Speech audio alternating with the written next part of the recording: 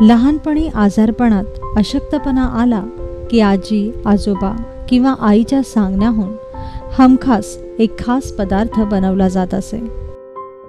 कधी कधी तर बळजबरीने हा पदार्थ खाऊही घातला जात असे. आजही लहानपणीचे ते क्षण आठवले की कुठे ना कुठे मनाचा कोपरा ओला होतो. पण इन्स्टंट आणि मॉडर्नायझेशनच्या आजच्या जमान्यात आपण सर्वच खाण्यातल्या या जुन्या गोष्टी आणि जुनी गुपितं विसरत चाललोय.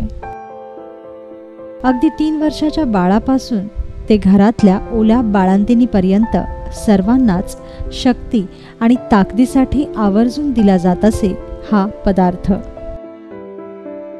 यासाठीच मुद्दाम आम्ही तुमच्यासाठी घेऊन आलोय एक अशी रेसिपी जिने तुमचं आणि आमचं कित्येक पिढ्यांचं लहानपण भक्कम केलंय. पायाचं कालवण.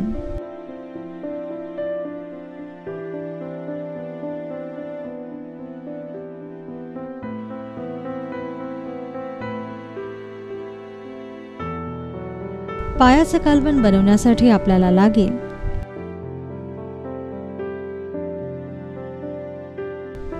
पायाचे 4 तुकडे, 1 चमचा धणे, 1 चमचा जिरे, 1 चमचा शहाजिरे, 2 दालचिनीचे तुकडे, 7 ते 8 काळी मिरी, 3 ते 4 लवंग, 1 दगडी फूल, 1 मोठी वेलची, 3 ते 4 हिरवी वेलची, 2 चमचे खसखस, 1 जायफळ, 3 ते 4 सुक्या लाल मिरच्या, 1 कांदा, 1 टोमॅटो, 4 ते 5 चमचे आले लसणाची पेस्ट, 2 ते 3 चमचे नारळाचं वाटण, 2 चमचे घाटी मसाला, 1 चमचा हळद, चवीपुरतं मीठ, 4 ते 5 चमचे तेल आणि 3 चमचे दही. सर्वप्रथम पायाचे तुकडे साफ करून स्वच्छ धुवून घ्या. मग साहित्यामध्ये सांगितलेला सर्व अख्खा गरम मसाला घेऊन त्याची सुकी पूड तयार करून घ्या. यानंतर धुतलेल्या पायाच्या तुकड्यांना आलं लसणाची पेस्ट, हळद, मीठ आणि दही लावून 20 मिनिटं मुरवत ठेवा.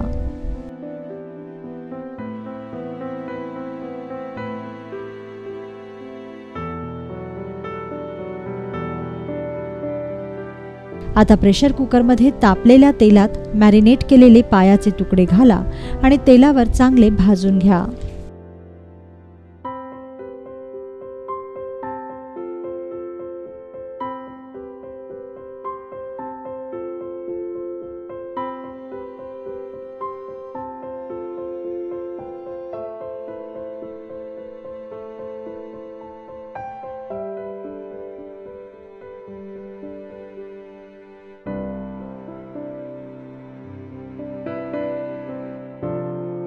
पायाचे तुकडे तेलावर चांगले भाजत आले की मग यात चिरलेला टोमॅटो आणि कांदा घाला.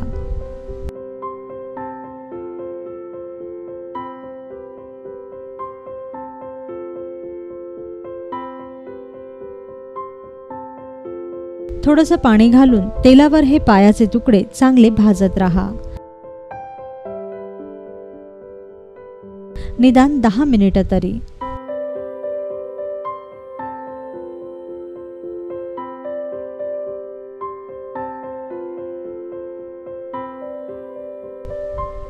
दहा मिनिटानंतर यात नारळाचं वाटण घाला. यानंतर यात घाटी मसाला आणि आपण तयार केलेली गरम मसाल्याची सुकी पूड घाला. या मसाल्यांमध्ये पाया छान भाजून घ्या.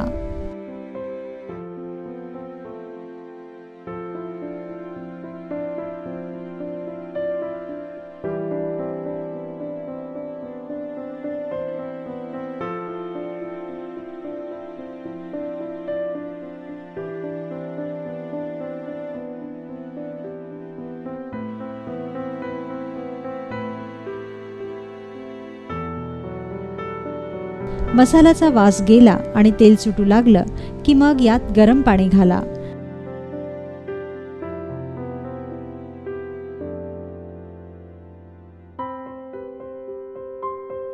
आणि कुकरचं झाकण बंद करून 7 ते 8 शिट्ट्या करत पायाचं कालवण शिजू द्या.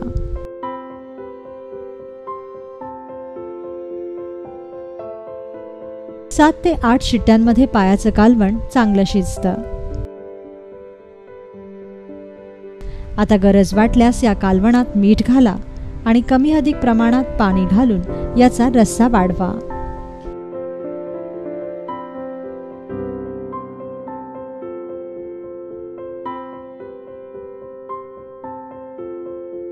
तयार झाली अगदी जुनी आजी आजोबांच्या काळातील एक पाकविधी, पायाचं कालवण.